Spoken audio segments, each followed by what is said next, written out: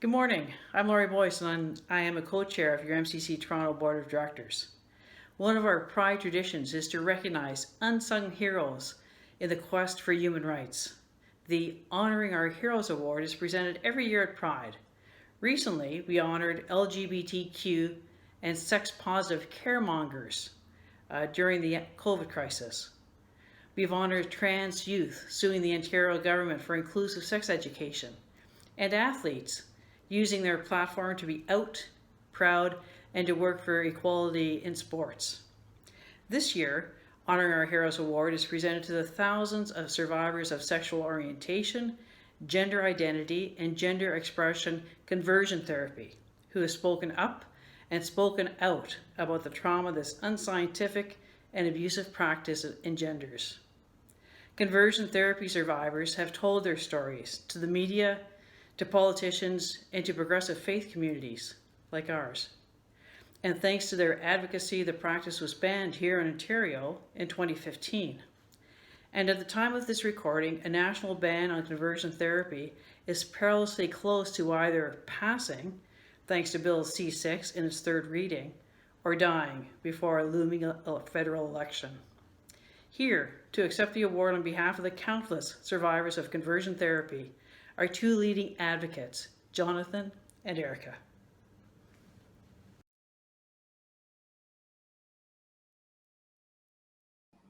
Hi there, my name is Erica Muse and I'm a trans woman, she, her pronouns, and a survivor of conversion therapy at the Center for Addictions and Mental Health in Toronto.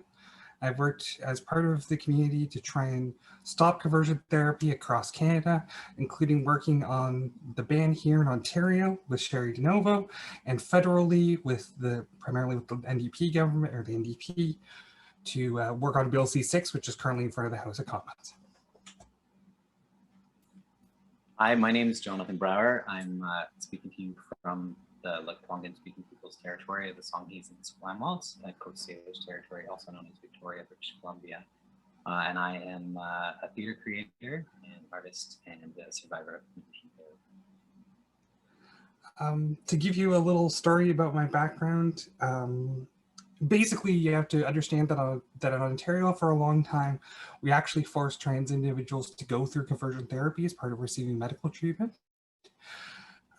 It was a long, harrowing process, but to keep things short, I survived, and I worked to make sure that that doesn't happen to anyone again. And luckily now conversion therapy has been banned in Ontario, and also we have more liberal healthcare and more accessible healthcare for trans people across this province. The other thing that I would like to say is that for me, my spirituality was very important getting through this process. I see myself as one part of a glowing, wonderful ribbon of humanity stretching through the years. And I'm here for a short time to add what little I can and direct it a little bit. And I'm honored that my activism can help make the world a little bit of a better place for other people. That's beautiful, Eric. I'll just give you a short story of being a survivor and some of the experiences. I grew up really spiritual and evangelical, and I was training to be a pastor and really wanted to be in ministry and helping people. And I went into conversion therapy the first time in Victoria, here where I live now, but it was through a counselor, through a therapist, a Christian counselor. When I was 16, but then I went into what's now known as Journey Canada in Calgary, and where I originally grew up, and went through the program in 3 different types of levels, from 20 years old to 26 years old. And when I left it, I had survived a lot, and I decided, I'd been quite depressed, and I decided that art was the way that I could speak and share what was going on in my heart, because I had lost so much, and it was kind of the only expression I knew that I had left, because I had forgotten how to dream. And so theater opened up the access to be able to dream bigger and world build and imagine what life would be like without having gone through that trauma. And so I started sharing my story, first publicly in the It Gets Better campaign back in 2012, and I wrote a play, and then another play, and another play, and I've toured some of these shows across Canada in churches and spiritual communities, and try to help shift policy through art and to show what the experience of going through this type of reparative conversion therapy can do to the life. And so that's been sort of my connection point to this movement for the last 10 years. We've been asked to give the congregation a little bit of update on where Bill C6, so the federal conversion therapy ban, is at. It is currently up for third reading in the House of Commons. If it passes third reading, it will go on to the Senate to go through the process there, and eventually, hopefully, we receive royal assent. Bill C6, when it was originally introduced, was not very well written, and there has been significant debate throughout the process of the House from queer advocates such as myself and others like Matt Ashcroft and Nick Shivo in academics to help improve the bill. The big thing that we're hoping for as a change in the Senate is that it should be changed to ban conversion therapy for all people in Canada, regardless of age. Currently, there is a gap saying that people above the age of majority can consent to conversion therapy, but both personal experiences and scientific studies bear out the fact that conversion therapy as a fraudulent and traumatic experience is not something that anyone can consent to in good health and with knowledge of what's going to go on. So we're hoping for that in the Senate. We are hoping that it can get to the Senate and be dealt with quickly, that it can be hopefully cast into law before the next election, which we're hearing might come later this summer or this fall, but we'll have to see how the political cards get played out. Thanks for sharing that update, Erica.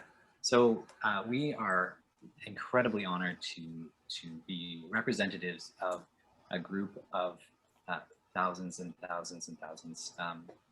And one of the things that happens with survivors of conversion therapy, there's a silencing of self when you're going through, but there's also often an inability to speak and love the self and be able to move forward. And with activism advocacy, it's very difficult to put yourself out there over and over again for the news media to use your story and misquote you and all these different things that happen as you're trying to push policy forward. And there's a lot of people who have come out of conversion therapy and not being able to share, who say we need to move on with our lives. All we have is this nugget of self-preservation and haven't been able to speak. And part of this award that's really beautiful is that it's not just honoring Erica and myself or that people who have spoken out publicly. It's all these people who are anonymous, who have survived, and all those who haven't survived. It honors our experiences and having had to go through this. So I just want to give a big thank you to MCC Toronto for acknowledging not only the people who have been super active and speaking about this and doing policy change, but those who have survived, who we are so glad are with us, and honor those who aren't. And I would like to say one more thing, which is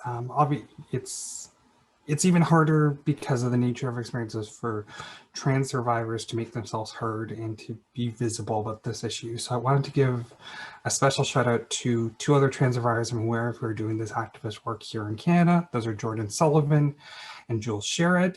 And I would also like to give a note to Florence Ashley, who is an academic at the University of Toronto and one of the world experts on conversion therapy bans and practices, and a trans person themselves. Thank you very much, MCC Toronto. Thank you.